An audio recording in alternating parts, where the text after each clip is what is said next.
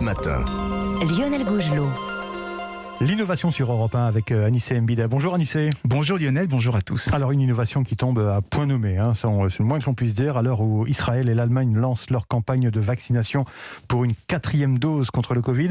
Eh bien une nouvelle technique va permettre de cumuler plusieurs vaccins en une seule fois, ce qui va bien sûr éviter d'avoir à faire des rappels. Oui, et c'est une technique qui a été mise au point par des chercheurs du MIT aux États-Unis, et ça consiste à faire une injection avec des microcapsules de vaccins capables de s'ouvrir à des intervalles précis.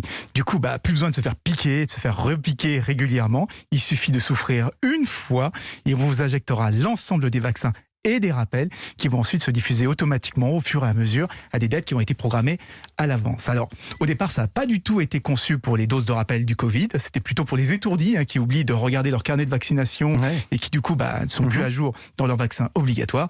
Mais évidemment, avec la crise sanitaire, on se dit que ça pourrait être une option pour simplifier les campagnes vaccinales. Alors, c'est intéressant, Anissé, mais le problème, c'est qu'on ne sait pas s'il faudra une 4e, une 5e ou une 6e dose. C'est vrai, mais on entend aussi dire qu'il faudra peut-être des vaccinations annuelles, un peu comme les vaccins contre la grippe.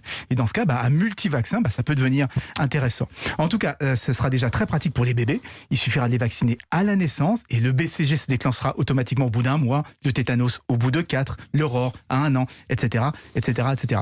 Alors, ça oblige quand même à revoir les vaccins actuels parce que vous savez que certains doivent être conservés au frigo. Ouais. Donc, évidemment, ils auraient du mal à tenir pendant des mois dans les veines à la température du corps. Alors, c'est déjà utilisable par les médecins, ce procédé ? Alors, ça devrait pas tarder puisque des tests cliniques viennent de se terminer. Et c'est une technique qui intéresse désormais beaucoup la médecine humanitaire, car elle permettrait de faire des campagnes de vaccination encore plus efficaces, puisque les enfants pourraient être vaccinés contre plusieurs maladies en une seule fois, sans justement avoir à faire ces rappels. L'innovation avec Anissé Mbida tous les matins sur Europe 1. Merci Anissé, à lundi.